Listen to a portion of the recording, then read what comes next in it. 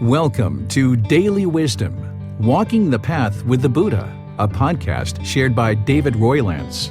This podcast is dedicated to guiding you to completely eliminate the discontent mind and the suffering it causes by attaining enlightenment.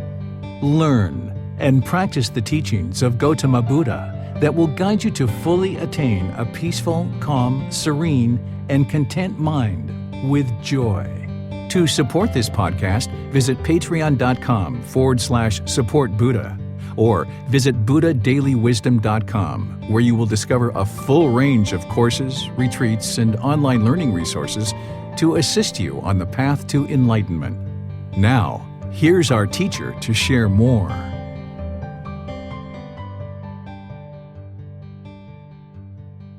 Sawadee Kap. Hello and welcome to Daily Wisdom, Walking the Path with the Buddha. Today is our Pali Canon and English study group, and we're studying the words of the Buddha. We're in volume 6, which is titled The Natural Law of Kamma. We just started this book last week, and we're in chapters 11 through 20 today. We're going to be exploring some teachings of the Buddha on this natural law of Kamma.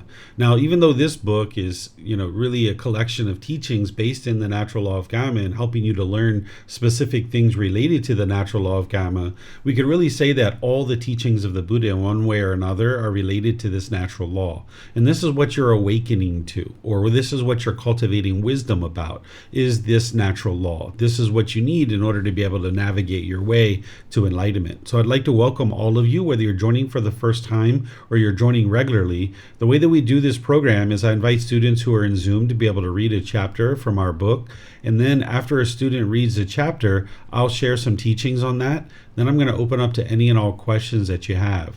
If you're in Facebook, YouTube, or Zoom and you'd like to ask questions, you can put that in the comment section, or in Zoom you can electronically raise your hand, unmute your microphone, and ask questions that way. And you can also volunteer to read that way too. So let me know if there's anyone in Zoom who would like to volunteer to read this first chapter. Okay, looks like Pat. Go ahead, sir. To do an action. Rahula. When you intend to do an action with the body, you should reflect upon that same bodily action thus. Would this action that I intend to do with the body lead to my own harm or to the harm of others, or to the harm of both?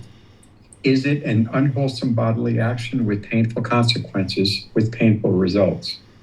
When you reflect, if you know this action that I intend to do with the body would lead to my own harm or to the harm of others, or to the harm of both, it is an unwholesome bodily action with painful consequences, with painful results. Then you definitely should not do such an action with the body. But when you reflect, if you know this action that I intend to do with the body would not lead to my own harm or to the harm of others, or to the harm of both, it is a wholesome bodily action with wholesome consequences, with wholesome results. Then you may do such an action with the body. Thank you. All right. Thank you, Pat.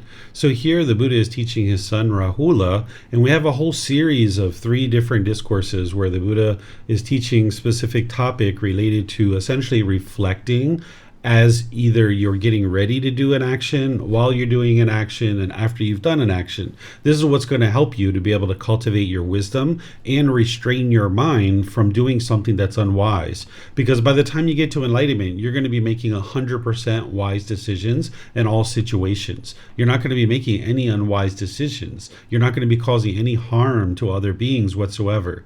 Now, as you guys know, you can't cause someone else to be discontent. And just like people can't cause you to be discontent, it's your own mind that's causing that. You can't cause others to be discontent, but you can cause them harm. Causing someone harm is to cause harm to their physical body, their material possessions, or their reputation. And if you cause harm to someone, this is going to produce harm, and now harm is going to come back to you. So what the Buddha is guiding you to do here is that before you do any type of action, that you reflect and try to determine, is this going to cause harm to myself, to others, or to both? And if it's going to cause harm to either yourself, to others, or both, the Buddha is teaching you to restrain your mind from doing that. Don't essentially go forward with that particular bodily action. And now, why the Buddha is talking about bodily actions here, remember, he talks about 3 specific actions. He talks about bodily actions, verbal actions, and mental actions. So even though he's talking about bodily actions here, you can apply this same teaching to these other types of actions too. That not only is it wise to reflect before you take a bodily action, but you would be wise to reflect before you have a verbal action like speech or interacting through any kind of communication like text or chat or social media posts and things like that. And then mental actions too, anything that's going on in the mind. So for example, if you're having the thought of, oh my gosh, I don't have a car, I think I'm going to steal somebody's car, right? And this is the thought that comes to the mind. You would like to reflect on that and say, hold on a second, is this going to cause harm to myself, to others, or both?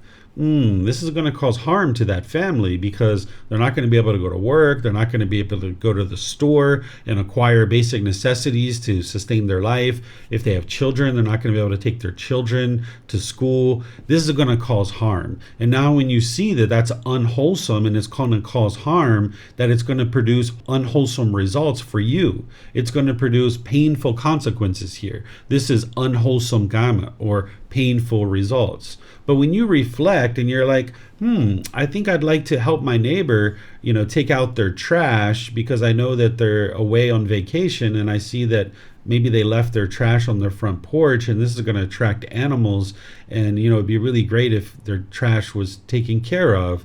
And you reflect on that and it's like, am I going to be causing harm to someone's physical body, their material possessions, or their reputation?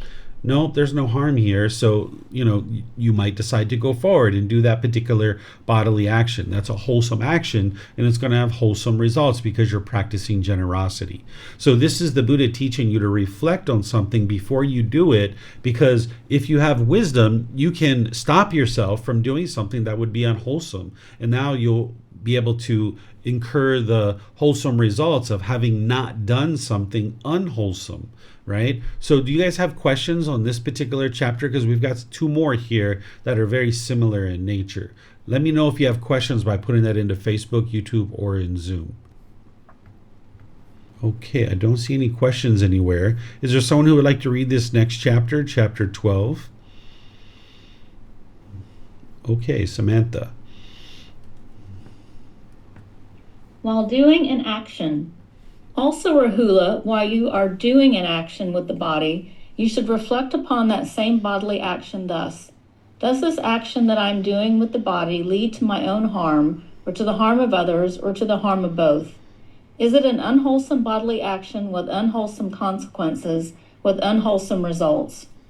When you reflect, if you know, this action that I am doing with the body leads to my own harm, or to the harm of others, or to the harm of both, it is an unwholesome bodily action with unwholesome consequences, with unwholesome results. Then you should suspend such a bodily action. But when you reflect, if you know, this action that I'm doing with the body does not lead to my own harm, or to the harm of others, or to the harm of both, it is a wholesome bodily action with wholesome consequences, with wholesome results. Then you may continue with such a bodily action.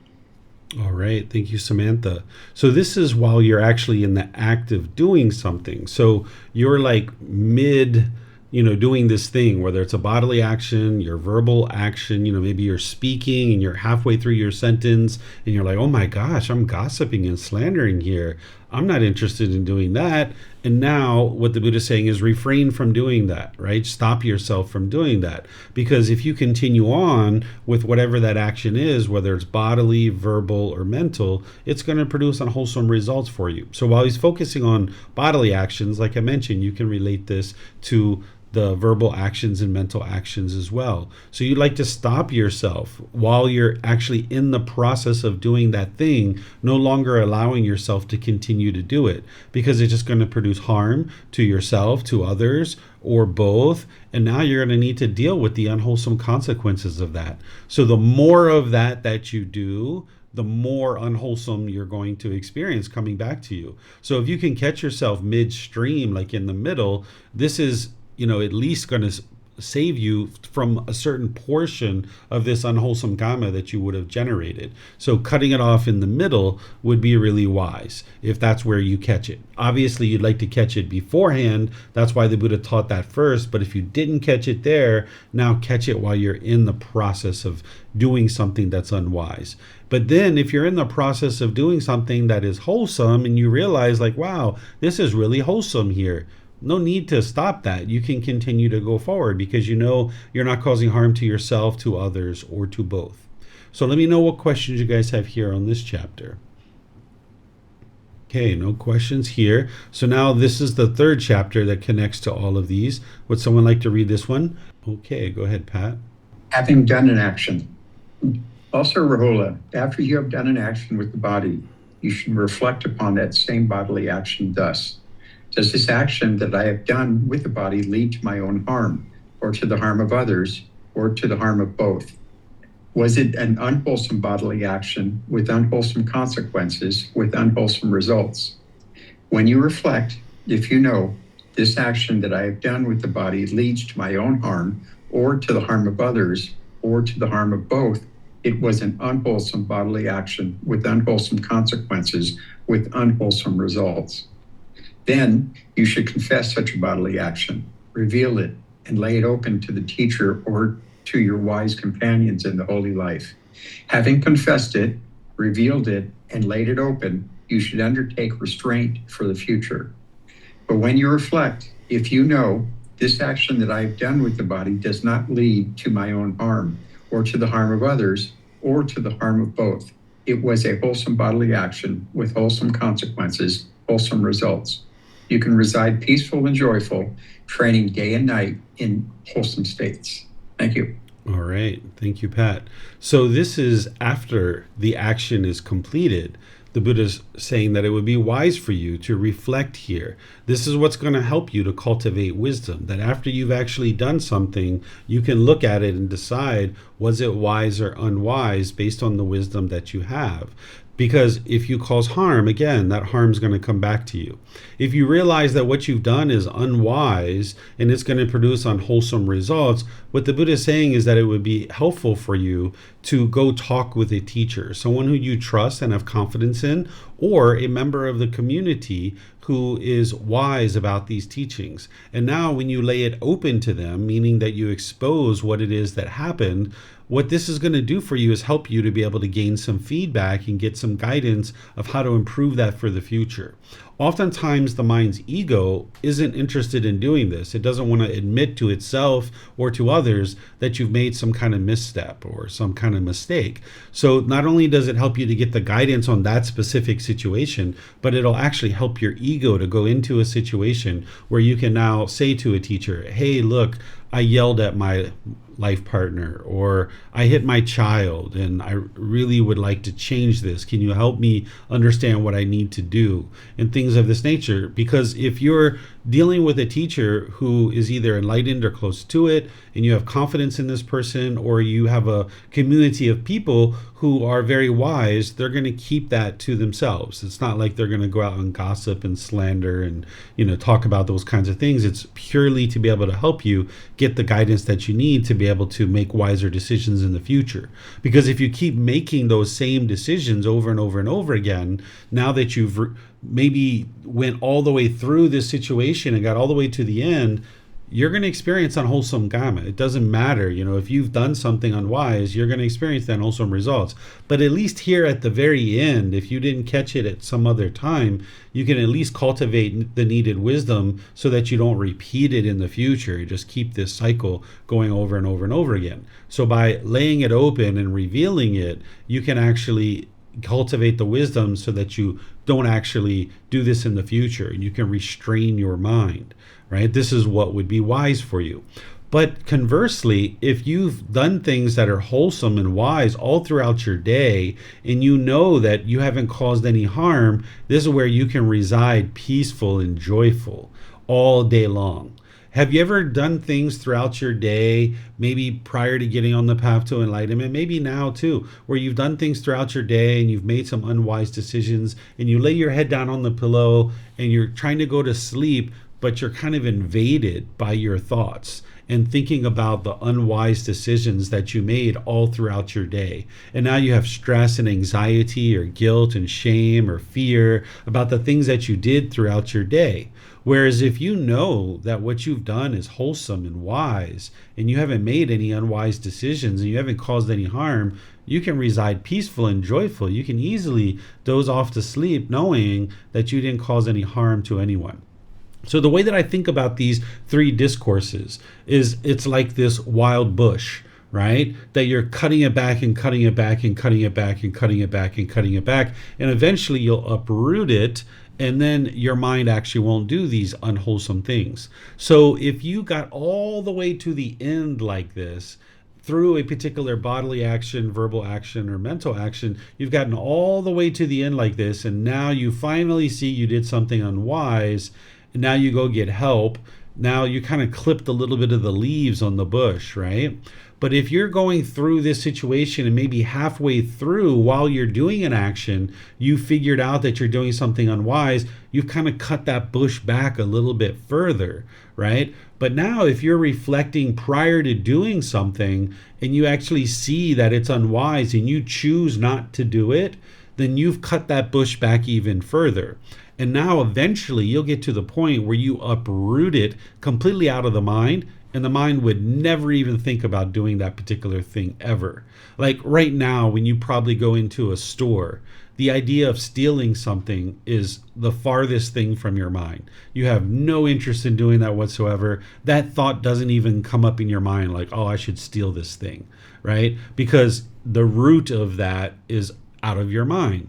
Where maybe when we were children or we were younger, we would go into a store and maybe we thought about stealing something. And maybe we even took it as far as actually doing it, where we actually stole something. I know I did when I was growing up as a kid. I used to steal from stores and I experienced lots of unwholesome karma because of it, right? But slowly but surely, I had to cut that back and cut that back and cut that back. And now when you go into a store, there's no way you would even think about that the mind just doesn't think that way because it's been completely uprooted. So that's what the Buddha is giving you here, is the tools of how to accomplish that reflect before, while doing something, and then afterwards. And the afterwards part is to cultivate the wisdom so that you don't actually do these types of things in the future. But you would like to catch this as soon as possible. So even if like an unwise thing is on the tip of your tongue and you haven't said it yet, you're not in the moment of actually doing it, it's just on the tip of your tongue and you're reflecting before you actually say it, and then you just realize, nope, I'm not going to say that, and you cut it off. That is wonderful, because now you're not going to experience that significant unwholesome karma from having actually done it, right? So this is the Buddha giving you the tools of these three key times to be able to look at what it is that you're doing and what you're about to do and things of this nature, so that now you can cultivate the needed wisdom and restrain the mind. So let me know what questions you guys have here. It looks like Samantha might have a question. Go ahead, ma'am. Thank you, Teacher David. I have some notes from the first time I took this class, and I'm not sure if I asked you the question and you gave me the answer, or if I interpreted something you said. So I just wanted to clarify about quote unquote confessing. What I wrote is that it's not really confession. It means just asking for insight and instruction, and one should not feel guilty or shameful. Is that correct, or did I maybe misinterpret something you said last time? No, I remember you asked that question, and because I did. Okay. The Catholicism in those of us that have practiced Catholic tradition, when we see the word confess, you're not going to be visiting me in a black box somewhere, and you're not going to get any Hail Marys. Okay. For the things that we talk about. We should not feel guilty or shameful. It's not about whether you should or shouldn't feel guilty. It's that you would like to train your mind to not feel guilty, because you could do something that's unwise, and if you do feel guilty, that means there's a craving in your mind, most likely a craving to be perfect.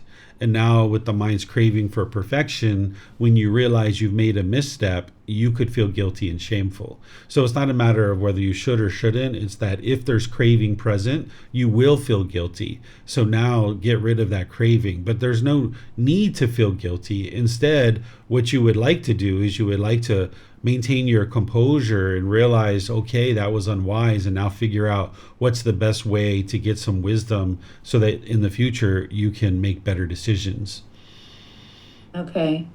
And if one did go to the point of actually harming, causing harm to someone or a harmful action, if you sincerely apologize to someone, does that change the unwholesome Kamma in any way?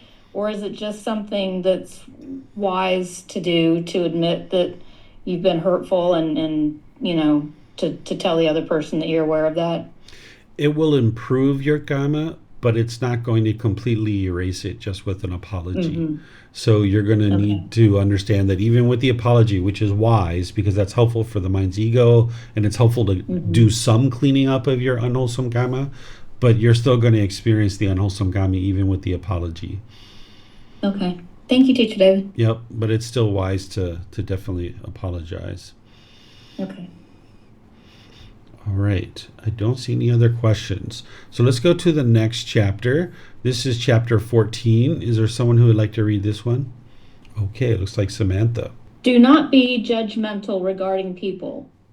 The perfectly enlightened one said to the Venerable Ananda, by reason of the female household practitioner Magasala states disagreement to the fortunate one that her father Purana was celibate, living apart, abstaining from sexual intercourse, but her paternal uncle Isiddhata was not celibate, not abstaining from sexual intercourse, but lived a contented married life.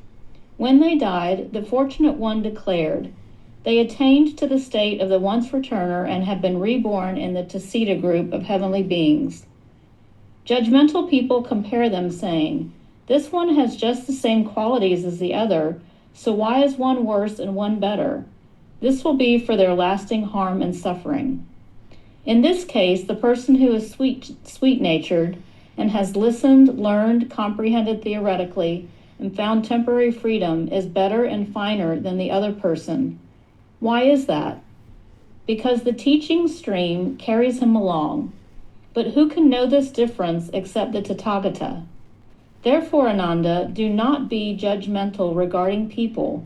Do not pass judgment on people. Those who pass judgment on people harm themselves. I alone, or one like me, may pass judgment on people. All right. Thank you, Samantha.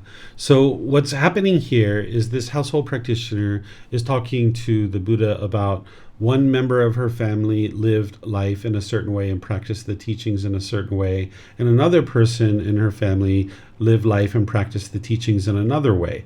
And the Buddha was essentially understanding that they both obtained the second stage of enlightenment. But there were other people that were trying to judge these two people and decide, where they were going to be potentially reborn or what stage of enlightenment they were in. And what the Buddha essentially says is, hey, this judgment that you're doing, it's actually harming your own mind. It's just going to harm your own mind if you sit there and try to judge people, because who would know whether these people were in any one particular stage of enlightenment or where they're going to be reborn other than the Tathagata himself, the Buddha? Because the Buddha would know, based on his deep wisdom, he would be able to discern where somebody is in their development on the path to enlightenment. But these other people who are kind of measuring and comparing, this is their conceit. And now when your conceit comes out, this is going to affect your own mind. It's going to cause harm because you're going to look down on some people with ego and conceit, or you're going to look up to people with such awe and feel shaken up when you're around them. And now it's just causing harm to your own mind in these situations, because the people that you're talking down to, they're going to tend to push you away and be disinterested in associating with you.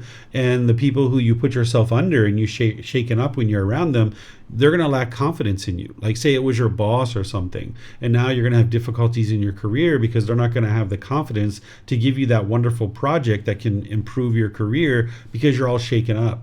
So if you put yourself above people, you're going to tend to put yourself below people. So the Buddha is saying that it's unwise to judge people. Ultimately, he says this down here, and I think that this is probably just a mistranslation here.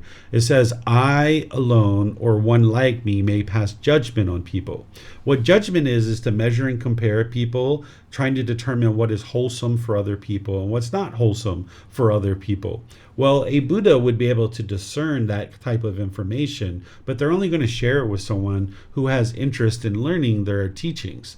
But what the Buddha is saying is he's not looking down on someone to think of himself as superior or inferior to them, but instead he has the ability to know what is wholesome or unwholesome for one person or another. He would have the ability to know what stage of enlightenment somebody is in and where they're going to be reborn, where nobody else would be able to have that ability. So this word judgment is being used here, but it's not the best word in terms of this last sentence. All these other sentences, it's wise. What the Buddha is saying is, therefore, Ananda, do not be judgmental regarding people. Yes, don't make yourself be superior, inferior. Don't look down on people or look up to people with such awe. Don't pass judgment on people. Yeah, that's wise. Those who pass judgment on people harm themselves. Absolutely. But then this last sentence here, the word judgment is still being used. It really should be, I alone or one like me may discern, where these people are going to be reborn, or, whether these people are into wholesome or unwholesome things. This word judgment doesn't really quite fit here, because remember, we're taking a language of Pali, which is no longer a spoken language, and we're bringing it into English. So there's kind of some words that aren't quite exactly what they need to be here. So that's very rare, but in this particular case, a Buddha, an enlightened being, isn't going to judge anybody. But a Buddha is going to be able to determine whether someone's in one stage of enlightenment or not. They're going to be able to determine where someone's going to be reborn. But that's not something they'll go around and actively share necessarily. So he's saying him or someone like him, meaning a Buddha, would be able to do this. But this is not something that a Buddha is going to walk around and profess and share and things like this. So let me know what questions you guys have here, where the Buddha's helping you to be able to see, to get rid of that conceit and don't be judgmental of anybody at all, because that's only going to harm your own mind.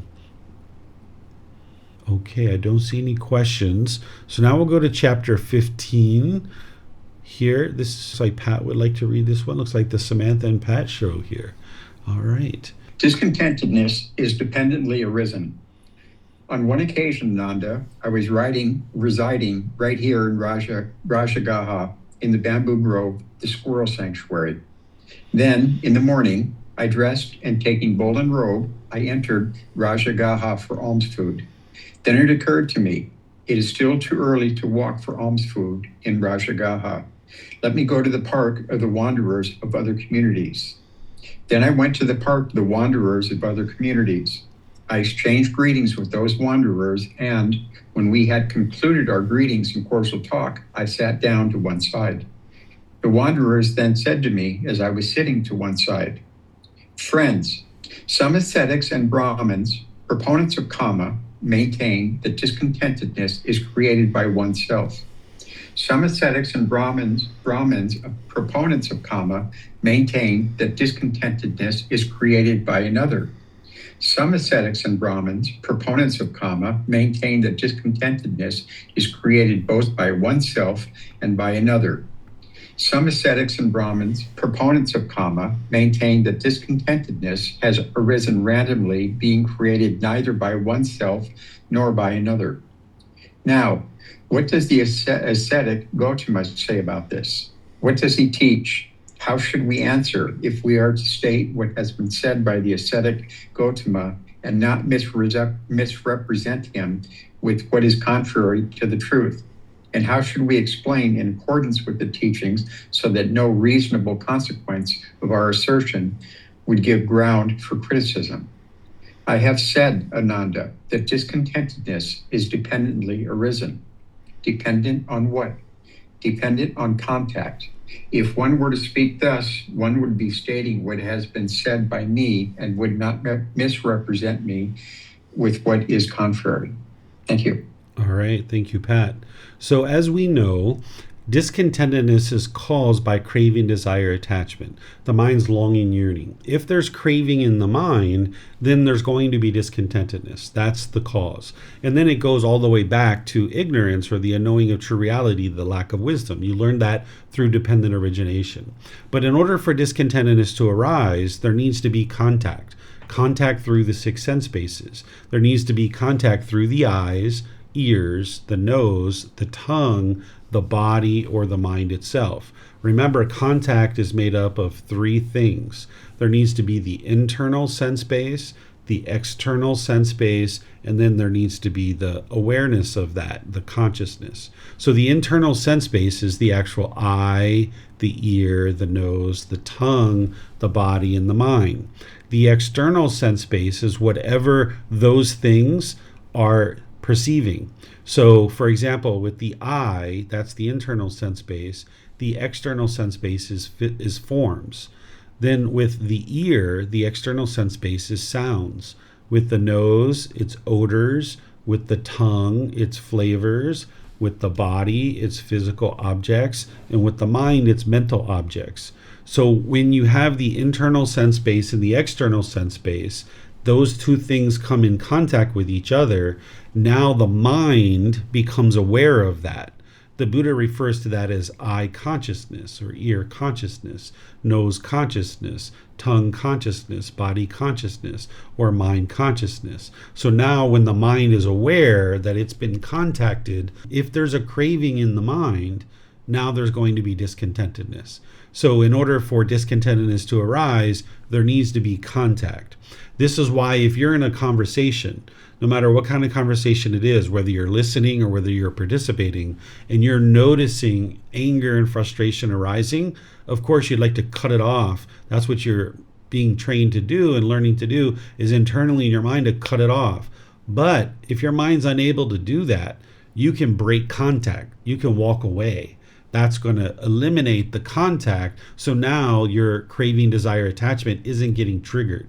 Over time, with consistent development of breathing, mindfulness, meditation, generosity, and actively cutting off and letting go in the moment, that craving, desire, attachment won't be there, and you can experience any kind of contact through the six sense bases, and there's no discontentedness whatsoever. But as long as there's a craving, desire, attachment in the mind, as long as that's there, there's going to be discontentedness when you have contact and your mind sees it as either agreeable or disagreeable. So that's why you'd like to break contact in order to be able to train your mind to let go of a particular craving. This will really help you. And this is why the Buddha is teaching this, so that you can understand that level of detail. So for example, if you go into a flower shop and you're like, oh my gosh, and you notice the pleasant feeling starting to come up, maybe what you decide to do, if you can't cut that off, is you just walk out and leave, right? Or if you are walking down the street and you smell a sewer and you notice that your mind's having this repulsion, right? In that situation, if you really can't control your mind and you're not interested in, being able to train it further in that moment, and you just need to keep on walking, just keep on walking, so that now you don't experience that contact through the nose. But ultimately, what you would like to do is stand there at the sewer and breathe it all in and train your mind that, look at that odor. Boy, does that smell. And now your mind can stay calm even though you're smelling that odor. I don't know if some of you guys remember, I was explaining in a class at one time where I used to live near Washington, D.C. I used to live in Washington, D.C. at one point. But for those of you guys that are familiar with Washington, D.C., when you take this one road into Washington, D.C., there's a sewage plant right there. And probably a good mile before you get there, you know that you're coming to the sewage plant. And then while you're passing the sewage plant, which is probably another half a mile, you're going to be smelling it really strong. And then when you're past it for another mile, you're going to be smelling it really strong. And I knew this, and I would experience somewhat of discontentedness as I would go through this area.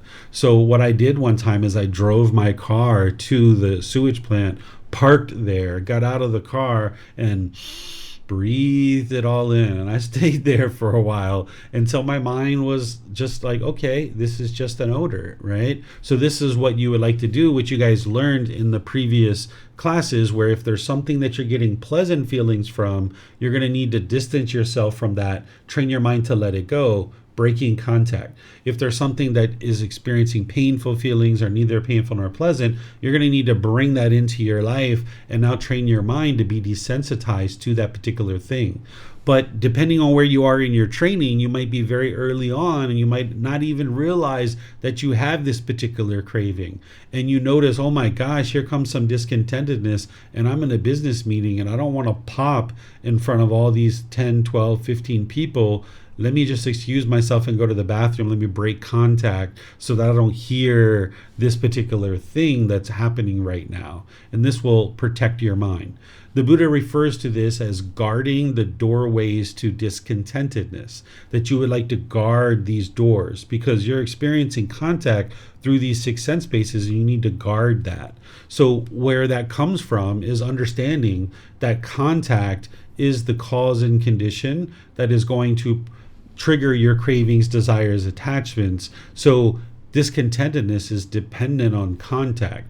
Without contact through one of the six sense bases and there being a craving in the mind, you wouldn't experience discontentedness. So in some situations, even though later you might need to expose your mind to that particular thing in order to eliminate the painful feelings and the craving that's producing it, maybe in this particular situation, it's better for you to just eliminate contact and move on. And now you'll come back to that thing in the future when you're ready to take care of that particular craving. So let me know what questions you guys have here where you're learning about how discontentedness is dependent on contact. Okay, I don't see any questions. So now we'll go to the next one. This is chapter 16. Who would like to read this one? Thank you, Teacher David. Mm-hmm.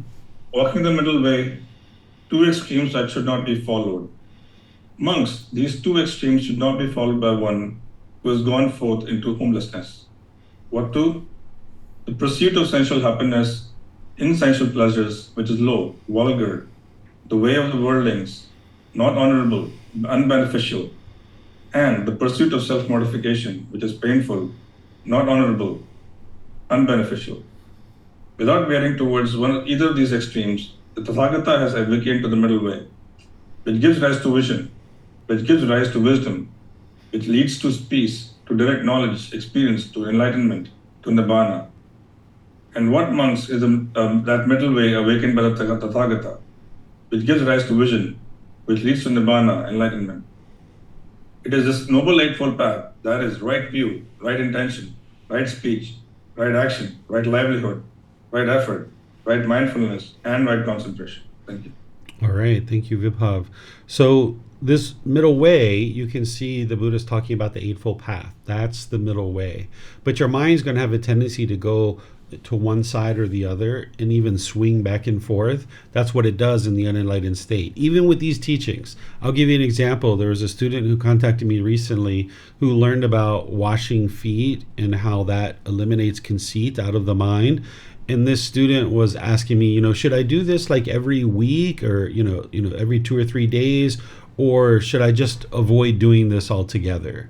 Right. So this was like doing it so often or not at all. These are like the two extremes, where my answer to them was, doing it once every 3 to 12 months is probably really all your mind needs. That's the middle way. So every single thing that you're doing in life is going to need to be done in the middle way. If you do it in these extremes, then your mind's not going to experience the peace and joy. Whether it's maintaining your home, if you are obsessively trying to maintain every little aspect of your home and trying to, tidy up every little tiny piece of your home, that's not going to lead to peace and joy.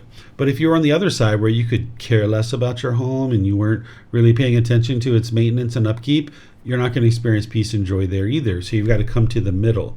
So the Buddha here is talking about this pursuit of sensual pleasure, sensual happiness. And he's talking about this self-mortification, which is what was going on during his lifetime, like hanging himself upside down from trees, laying on beds of nails, starving himself, all these kinds of things. They thought that if you could overcome that pain to the physical body, that you could get to enlightenment. So the Buddha experienced these two extremes, where when he was in the palace, he had all this sensual pleasures, everything and anything that you could imagine that was available to him, he had that available to him. And then when he left, he swung all the way to the other side.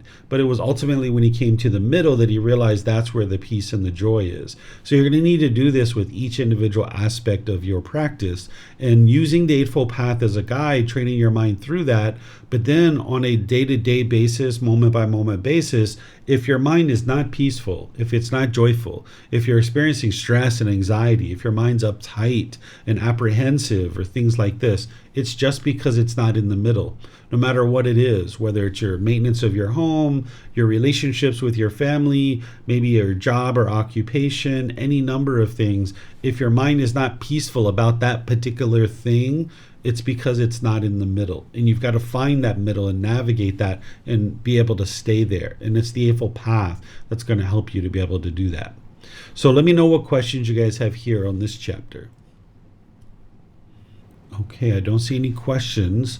So it looks like Marcy's back. She either has a question or she'd like to read. Let's see. Hello. There we hello, go. hello. We got you. All right. Maybe it just needed me to test it. Yep. Some impermanence. A little impermanence. Whenever you would like me to read next, Teacher David, I'll be more than willing to read. Okay, this is a chapter that you can read here, chapter 17. Okay. Past unwholesome actions cannot be exhausted with the performance of piercing atrocities. Am I saying that right? I think the way I pronounce it is austerities.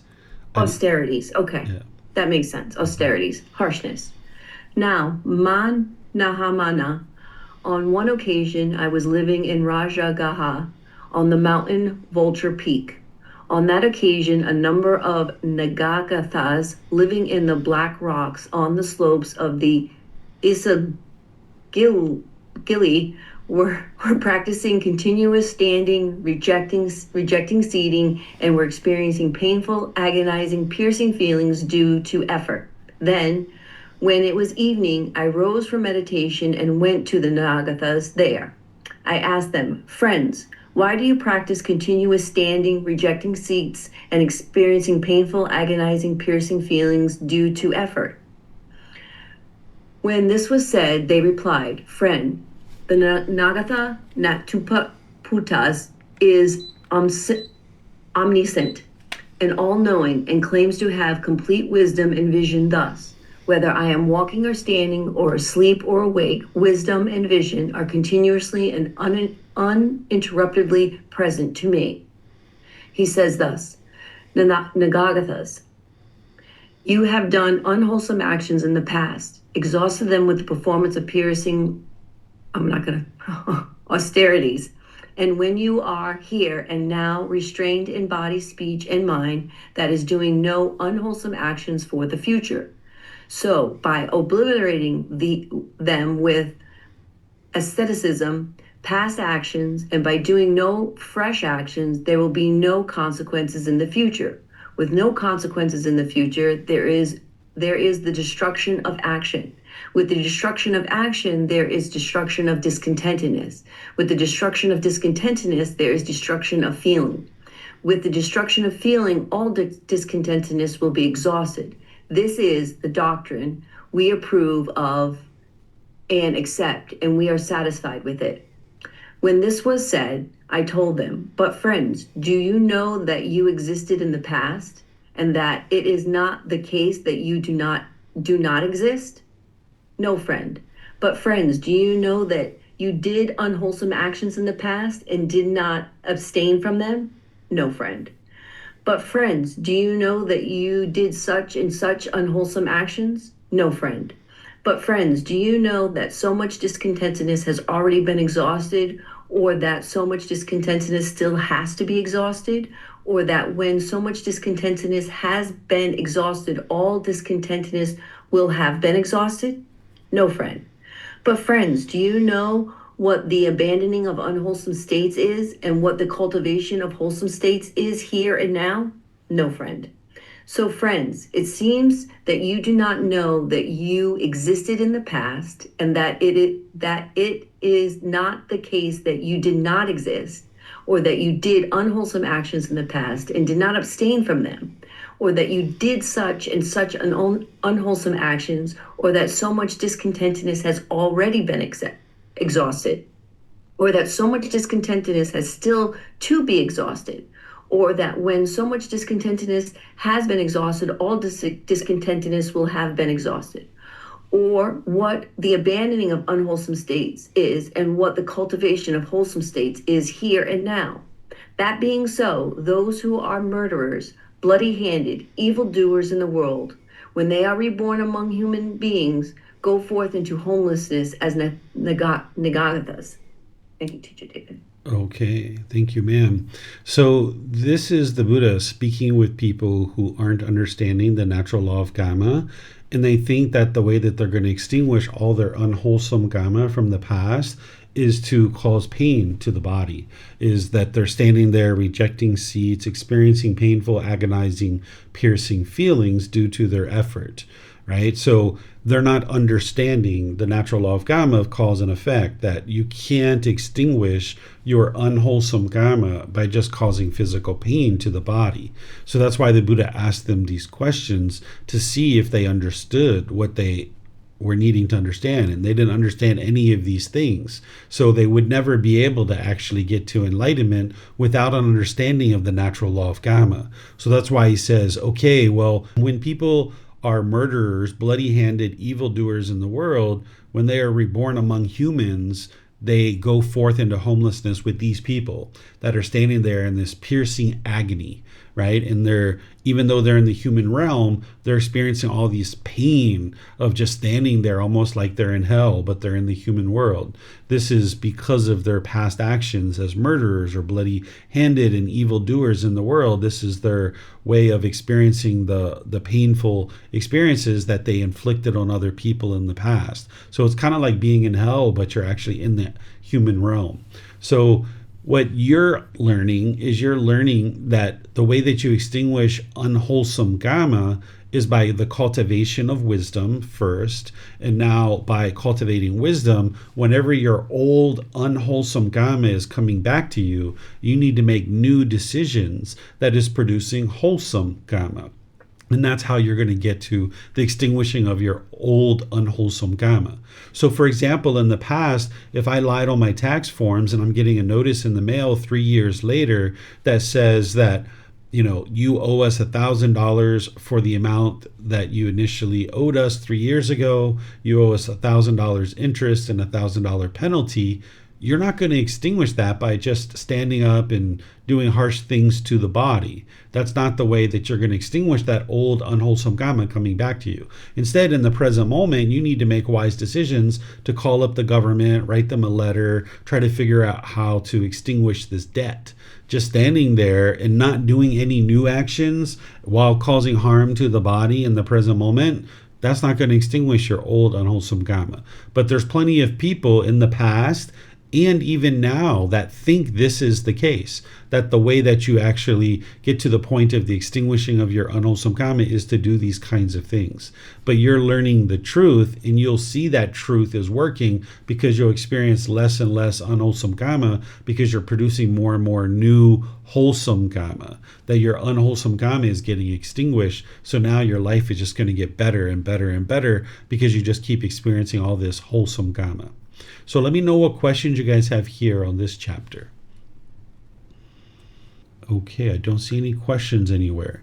So now we'll go to the next one. This is chapter 18. Is there someone who would like to read this one? Yeah, this is the really long one. Yihang, this is a really long chapter. If you need help, just let us know at any point.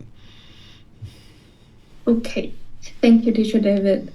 Pleasure and discontentedness not only caused by what was done in the past, Again, monks, I said to the Nigantas, what do you think, friend Nigantas? When there is intense effort, intense striving, do you then feel painful, agonizing, piercing feelings due to intense effort? But when there is no intense effort, no intense striving, do you then not feel any painful, agonizing, piercing feelings due to intense effort? When there is intense effort, friend Gotama, intense striving, then we feel painful, agonizing, piercing feelings due to the intense effort. But when there is no intense effort, no intense striving, then we do not feel any painful, agonizing, piercing feelings due to the intense effort. So it seems, friend Nigantas, that when there is intense effort, you feel painful, agonizing, piercing feelings due to the intense effort. But when there is no intense effort, you do not feel any painful, agonizing, piercing feelings due to intense effort. That being so, it is not fitting for the vulnerable Nigantas to declare whatever this person feels, whether pleasure or pain, or neither pain nor pleasure, all that is caused by what was done in the past. So by obliterating them with asceticism, past actions, and by doing no fresh actions, there will be no consequence in the future. With no consequence, all discontentedness will be exhausted. If, friend Nigatas, when there was intense effort, intense striving, then painful, agonizing, piercing feelings due to intense effort were present. And when there was no intense effort, no intense striving, then painful, agonizing, piercing feelings due to intense effort were still present. That being so, it would be fitting for the venerable Nigantas to declare, whatever this person feels, all discontentedness will be exhausted. But since, friend Nigantas, when there is intense effort, intense striving, then you feel painful, agonizing, piercing feelings due to intense effort. But when there is no intense effort, no intense striving, then you do not feel painful, agonizing, piercing feelings due to intense effort. You are therefore feeling only the painful, agonizing, piercing feelings of your self-imposed effort, and it is through ignorance, unknowing, and delusion that you mistakenly hold. Whatever this person feels, all discontentedness will be exhausted. Speaking thus, monks, I did not see any legitimate defense of their position by the Nigantas. Again, monks, I said to the Nigantas, what do you think, friend Nigantas? Is it possible that an action whose result is to be experienced here and now can, through effort and striving, become one whose result is to be experienced in the next life? No, friend. But is it possible that an action whose result is to be experienced in the next life can, through effort and striving, become one whose result is to be experienced here and now? No, friend.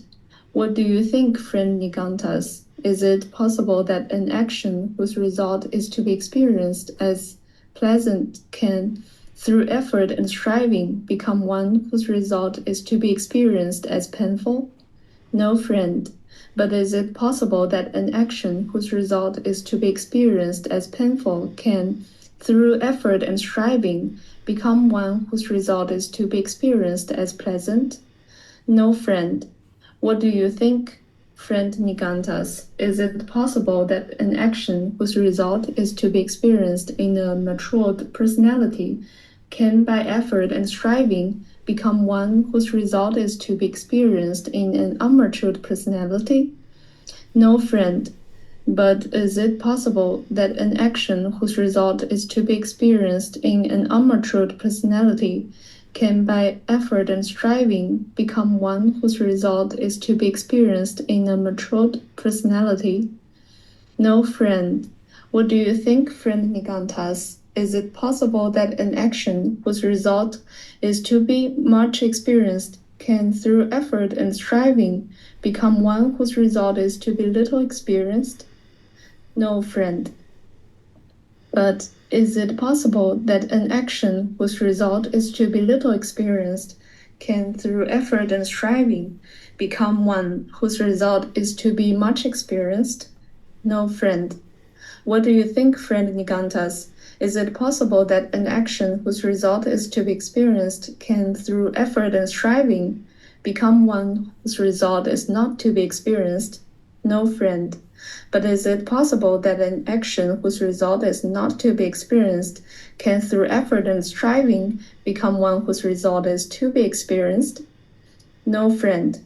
So it seems, friend Nigantas, that it's impossible that an action whose result is to be experienced here and now can, through effort and striving, become one whose result is to be experienced in the next life. And impossible that an action whose result is to be experienced in the next life can, through effort and striving, become one whose result is to be experienced here and now. Impossible that an action whose result is to be experienced as unpleasant can, through effort and striving, become one whose result is to be experienced and painful. And impossible that an action whose result is to be experienced as painful can, through effort and striving, become one whose result is to be experienced as pleasant. Impossible that an action whose result is to be experienced in a matured personality can, by effort and striving, become one whose result is to be experienced in an unmatured personality, and impossible that an action whose result is to be experienced in an unmatured personality can, through effort and striving, become one whose result is to be experienced in a matured personality. Impossible that an action whose result is to be much experienced can, through effort and striving, become one whose result is to be little experienced, and impossible that an action whose result is to be little experienced can, through effort and striving, become one whose result is to be much experienced. Impossible that an action whose result is to be experienced can, through effort and striving, become one whose result is not to be experienced, and impossible that an action whose result is not to be experienced can, through effort and striving, become one whose result is to be experienced. That being so, the Venerable Niganta's effort is fruitless. Their striving is fruitless. So speak the Niganta's monks, and because the Nigantas speak thus, these 10 legitimate deductions from their assertions provide grounds for advising them. Thus, their effort is fruitless, their striving is fruitless. And how is effort fruitful, monks? How is striving fruitful? Here, monks, a monk is not overwhelmed by discontentedness and does not overwhelm himself with discontentedness. And he does not give up the pleasure and accords with the teachings. Yet he is not obsessed with that pleasure. He knows thus, when I strive with determination, this particular source of discontentedness fades away in me because of that determined striving. And when I look on with equanimity, this particular source of discontentedness fades away in me while I develop equanimity. He strives with determination in regard to that particular source of discontentedness which fades away in him because of that determined striving, and he develops equanimity in regard to that particular source of discontentedness which fades away in him while he is developing equanimity. When he strives with determination, such a source of discontentedness fades away in him because of that determined striving. Thus, that discontentedness is exhausted in him. When he looks on with equanimity, such and such a source of discontentedness fades away in him while he develops equanimity. Thus, that discontentedness is exhausted in him.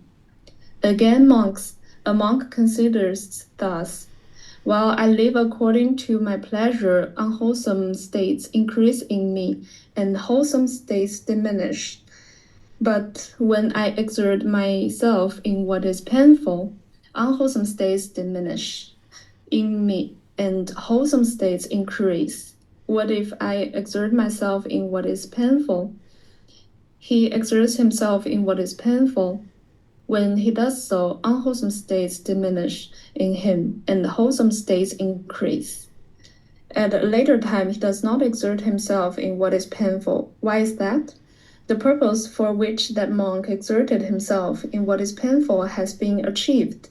That is why that at a later time he does not exert himself in what is painful. Thus, too, monks, the effort is fruitful, the striving is fruitful. Thanks. Okay, thank you, Yihyung.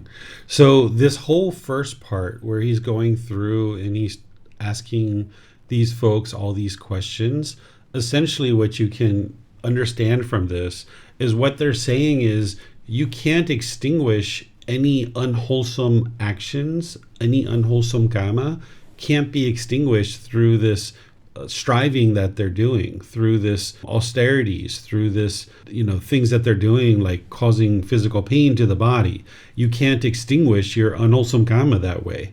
So the Buddha basically had them answer all these questions, and ultimately he says, okay, so that being so, what you guys are doing is fruitless. That means that it's not producing any benefit to just stand here and cause physical pain to the body, because you're not able to extinguish any of your unwholesome kamma through that. So this is how the lack of wisdom, that ignorance, that unknowing of true reality plagues the mind, is that you can go through and answer all these questions, but then yet you're still sitting there doing this particular action that the mind hasn't reflected to be able to see for itself, that just causing physical pain to the body isn't going to extinguish your unwholesome kamma. So then ultimately the Buddha gets to what is fruitful. And what he's talking about here, by the time he gets down here, is what I was just talking about and what you guys have learned in previous classes, where when you're experiencing painful feelings, the Buddha is saying to expose your mind to that. Right? That by exposing your mind to those painful things, that the unwholesome states will diminish and the wholesome states will increase. So while I live according to my pleasure, unwholesome states increase in me and wholesome states diminish. So that's why you would like to distance yourself from anything that you're getting conditioned pleasant feelings from. But when I exert myself in what is painful, unwholesome states diminish in me and wholesome states increase. So that's why anything that your mind has painful feelings about, like I use the example of durian fruit a lot, because in the past I used to not like durian fruit, so I had to include that into what I was doing. I had to eat durian fruit and train my mind to be able to eat durian fruit, and it was somewhat painful at first, right? So you expose your mind to this, and now the unwholesome states of craving are diminished and the wholesome states are increased in your mind. And then after you've done that for a period of time, you ultimately get to a point where you move beyond that. And that's why at a later time, he does not exert himself in what is painful, because it's gone. It's no longer painful, right? That your mind's craving has been eliminated. So because you've achieved what it is that you need to achieve, the purpose for which you were doing that has been achieved. Now you don't need to exert yourself into that situation. We're not talking about physical pain here with the Buddhist teachings. With those other practices, they're doing physical pain. What we're talking about here is mental pain, right? That you would like to expose yourself to. Let's just say there's a certain music that you don't like. You're going to need to expose your mind to that. You're going to need to listen to that music and train your mind to be comfortable with that. If there's a certain odor that your mind doesn't like the one that I talked about, the waste management facility, I had to expose my mind to that. But then eventually you get to a point where your craving has been eliminated, you've achieved what it is you need to achieve, and now you don't need to expose your mind to it anymore. But whenever you come across that particular odor or that sound or whatever it is, your mind's not discontent. So that's what the Buddha is teaching you here, because this is what's fruitful.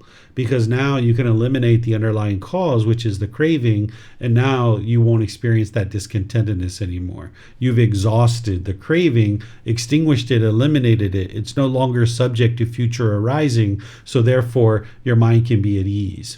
So let me know what questions you guys have here. It looks like Marcy has a question. Go ahead, ma'am. Can you hear me, Teacher David? Sure can. So my question to you would be, so we talked about physical pain, we're talking about mental pain, but what about emotional pain? Like, I know emotional pain comes from things that we're feeling, right? And those feelings come from some kind of craving, desire, attachment. So what I would say is, like, I've been told by my dogs that he's probably got 2 to 6 months to live, right? So I've been doing that death meditation, kind of just looking at him, petting him, and then I expose the mind to where he's not going to be here. I go through the whole steps of waking up, finding him, passed, and I get emotional pain. Like, I get in my throat, in my heart. So how I guess I'm aware that he's impermanent, and I'm aware that he's going to pass on to another realm, but that emotional pain is still there. And is it just my deep rooted attachment to just his presence? Because I'm not sad that he's going to pass and go on to a new realm. It's almost like this nostalgic type of reverence in the mind, and then I get this real emotional, because this dog's been with me for 17 years and he's been through all of my highs and my lows, and it's just so I'm starting to feel the emotional pain right now, talking about it. Yeah, so the emotional pain that you're talking about is the same thing as what I'm describing as mental pain. Exactly the same thing. So what you're doing here is you're exposing your mind to the painful, which is to imagine that this dog has passed. And that's what you're choosing to do. You're doing exactly what the Buddha is teaching you here and what you've learned from me in the past. So it's the same exact thing. It's just that your craving, desire, attachment is being triggered, where intellectually, this being Marcy understands this dog is impermanent and it's not permanent in your life. You understand that intellectually, but the mind is still holding on. That's where you can see there's the body, there's the mind, and then the combination of these two things is the person. The person, Marcy, fully understands that this dog is impermanent, but the mind is still holding on and saying, we're going to hold on to this. And that's where the pain's coming from. So the person is putting the mind in the situation where it has to keep confronting the death of this being before it actually occurs, which is wise of you, because now there'll be less pain for you. And the mind is having to let go, and that's why it hurts. That's why it's painful, because the mind is still holding on. Even though the person understands intellectually that this being is impermanent, the mind hasn't cultivated enough wisdom, and it hasn't let go of its craving to be able to experience peace and joy here yet. So you would be wise to keep doing contemplation of death or reflection of death all the way through. And that doesn't mean you won't experience any painful feelings when he dies, but it'll definitely be less. But you may actually experience a peaceful death too. That is possible.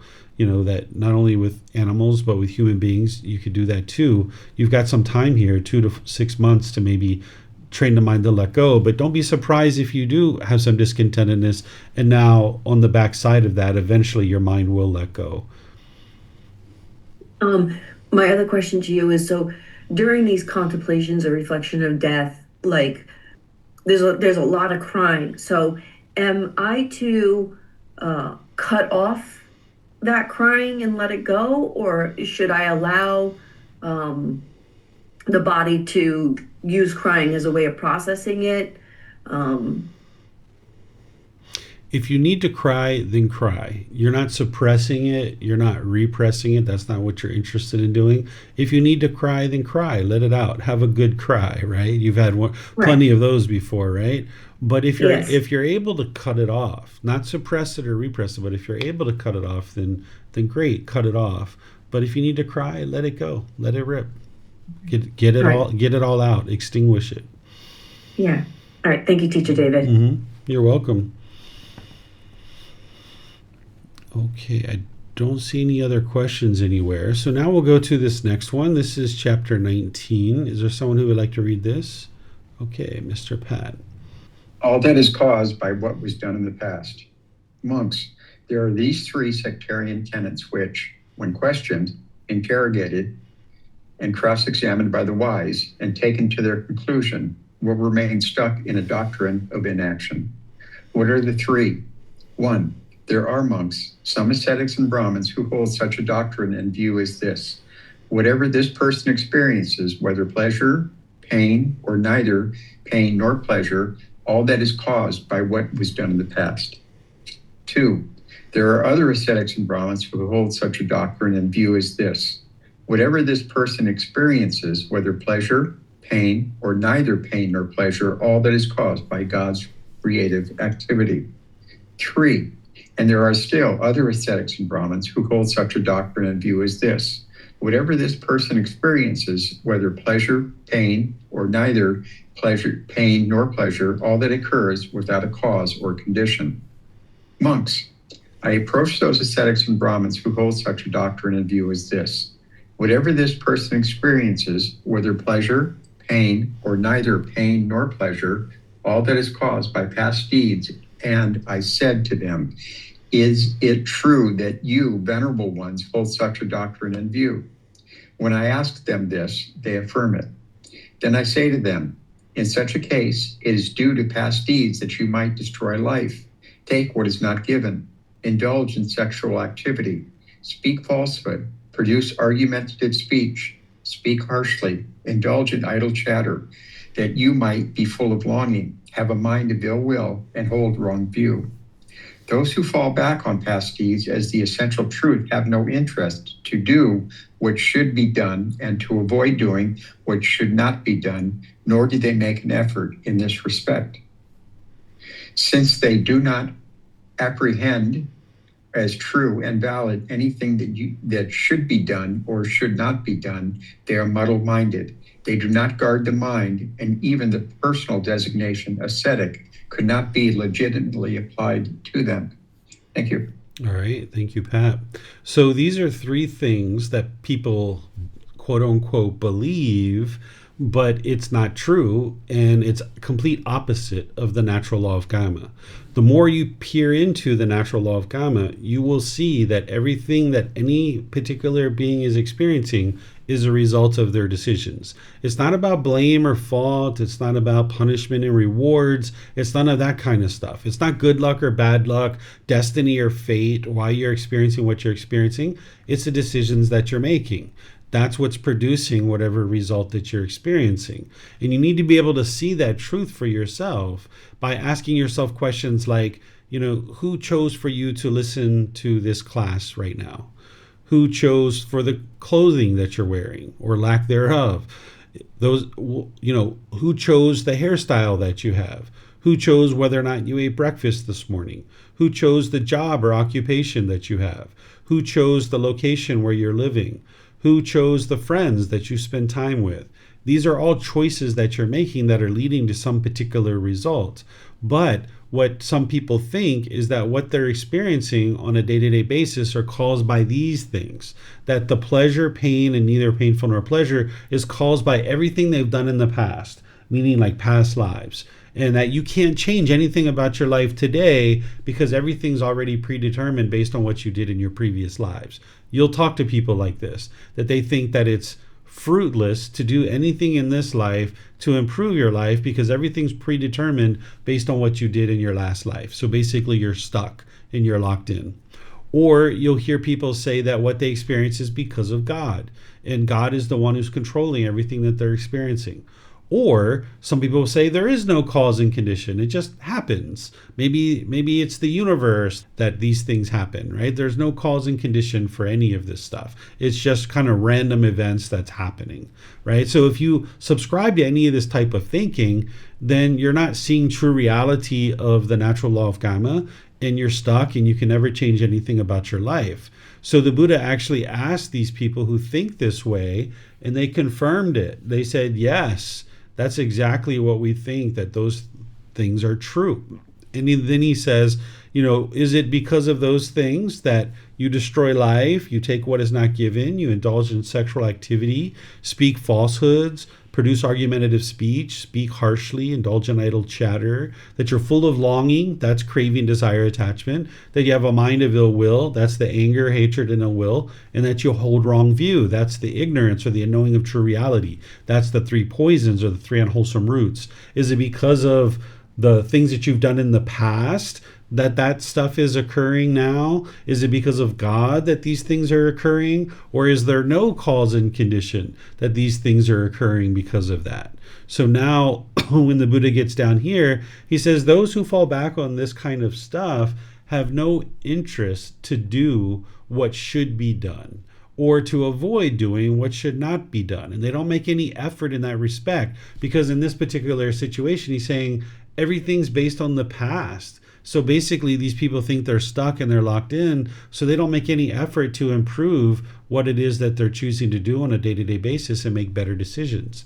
And then he says, since they don't apprehend what is true and valid, being able to see the natural law of Kamma, and they're not actually doing what should be done or avoiding what should not be done, they're muddle-minded, meaning they're lacking concentration. They don't have focus and concentration and clarity in their mind. That they don't guard the mind. They don't have mindfulness to guard the mind of discontentedness.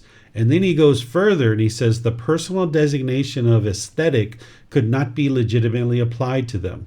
If you were an ascetic during the lifetime of the Buddha, you were on the path to enlightenment. You had given up worldly life, and now you're on the path to enlightenment. So what the Buddha is saying is that if you think that what you're experiencing on a day-to-day basis is from the past, or that it's from God, or that there are no causes and conditions that are producing this, you're not even on the path to enlightenment, because you're not doing the things that you need to do to cultivate the needed wisdom to understand this natural law of Kamma and now be able to make efforts to improve what it is you experience on a day-to-day basis. So that's why he's saying even the personal designation aesthetic could not be legitimately applied to them, meaning they're not even on the path to enlightenment. So let me know what questions you guys have here where the Buddha is calling out these three things that people think, and there's people nowadays that think this way too. So you might run across that, or maybe you even think this way. So you need to be able to peer into this and see the truth for yourself. Remember, you're not believing anything here. You've got to be able to independently verify that this is not the way that the world actually works. So let me know by putting that into Facebook, YouTube, or Zoom, or raise your hand in Zoom and ask any questions that you like. Okay, I don't see any questions. So now we'll go to the very last one, which is just a continuation of this one, which hones in on this aspect of God. So we can read this one. Would someone like to read it? Okay, Marcy, go ahead, ma'am. Thank you, Teacher David. All is caused by God's creative action. Then, monks, I approach those ascetics and Brahmins who hold such a doctrine and view as this. Whatever this person experiences, whether pleasure, pain, or neither pain nor pleasure, all that is caused by God's creative activity. And I said to them, is it true that you, venerable ones, hold such a doctrine in view? When I ask them this, they affirm it. Then I say to them, in such a case, is it due to God's creative activity that you might destroy life, take what is not given, indulge in sexual activity, speak falsehoods, produce argumentative speech, speak harshly, indulge in idle chatter, that you might be full of longing, have a mind of ill will, and hold wrong view? Those who fall back on God's creative activity as the essential truth have no interest to do what should be done and to avoid doing what should not be done, nor do they make an effort in this respect, since they do not apprehend as truth and valid anything that should be done or should not be done. They are muddle-minded. They do not guard the mind, and even the personal designation aesthetic could not be legitimately applied to them. Thank you. All right. Thank you, Marcy. So it's taking that second paragraph of the three things that he's talking about, and he's just going into detail here. That if you think that it's because of God that you experience the things that you experience, you're not taking an effort to do what should be done or avoid doing what should not be done, and you're muddle-minded, your mind is not having a guard, and you're not even on the path to enlightenment, because it's not God that determines whether or not you're experiencing these certain things. It's your own decisions. If someone chooses to destroy life or take what is not given or any of these other things, it's your own decisions that are leading to that, not God. So the Buddha is helping you to be able to see this, because oftentimes people are taught that everything they experience is because of God. And if that's the case, then basically you're locked in. And what I think is really interesting about this teaching is people think that everything you're experiencing is because of God, but then when you die, God is going to judge you based on what you did and send you to a good place or a bad place. That sounds pretty contradictory if you ask me, because if everything we're experiencing is because of God, and now we're going to be judged at the end of our life to go to a good place or a bad place, wasn't it God who controlled us to do all those things and made us experience all those things? Right? This is really not the way that the world works, and you can see how that's really much in conflict. So you can peer through this and see the truth for yourself, that what you experience on a day-to-day basis is coming from decisions you make. And the beauty in this is that if there's anything you don't particularly care for that goes on in your life, all you need to do is cultivate wisdom, make different decisions, and you'll experience different results. And now that's the beauty of this. But if we think that everything is because of God, now we don't cultivate wisdom. We don't make different decisions, and we don't experience different results. So if I was walking down the beach and wind is blowing in my face and I'm kicking up the sand and the sand's blowing in my face, and I'm like, wow, God is doing this. God is blowing all this sand in my face. Like, why is God doing this to me? Well, then you never cultivate the wisdom that it's your own decisions, that if you just stopped kicking up sand, it won't blow back in your face. And see, that's what we tend to do in the unenlightened state, is we go around the world and we put out a bunch of harmful conduct, and now when it blows back to us and we experience all this unwholesome results, we think it's something else. We think it's something like God, where in reality it's our own decisions. So when we understand true reality, that it's our own decisions, now we can just cultivate wisdom, make different decisions, and we experience different results, and life just gets better and better and better, because we start making wiser and wiser choices, because we're not interested in sand being blown back in our face. So this is one of the best ways to be able to cultivate wisdom, is look at what's coming back to you and figure out how you can make better decisions and improve that. And that's what's going to lead to improved results in your day-to-day life. So let me know what questions you guys have here. You can put that into Facebook, YouTube, or in Zoom, or you can raise your hand in Zoom and ask any questions that you like. Okay, I don't see any questions anywhere. So what I'll do is just end by thanking all of you guys for joining. Thank you for your interest to learn on the path to enlightenment. Next week, we're going to be in the next 10 chapters of this same book. So if you'd like to come to class, having already read, or maybe you read after class, either way, it's really helpful for you to read these books, because there's a lot more in the books than what it is that I teach in the classes. But next week, we're going to be in the next 10 chapters, which is chapters 21 through 30. Tomorrow in the group learning program, I'm going to be in volume 1, chapter 23, which is titled The Reminders Through Symbolism. This is where you learn about the symbolism of the teachings, and I'm going to be teaching that as part of our group learning program. We're kind of coming to an end there. On August 9th, we're going to be restarting the group learning program from the very beginning. So if you'd like to learn the group learning program, any of those topics, you can learn as I'm finishing up this one and restarting the next one. Or if you know people who are interested in starting on the path to enlightenment, August 9th is a great time for them to join. That's the very beginning of the program. So thank you all for joining, and perhaps I'll see you guys in a future class. Be well and take care. Sawadee krap. Thank you for listening to this podcast. To provide support for this podcast, visit patreon.com/support Buddha. To access more teachings, visit buddhadailywisdom.com. There, you will discover a full range of courses, retreats, and online resources to assist you on the path to enlightenment. Remember to establish a daily, consistent meditation practice, along with learning and practicing these teachings. A well-developed meditation practice is the foundation in which to train the mind to attain enlightenment.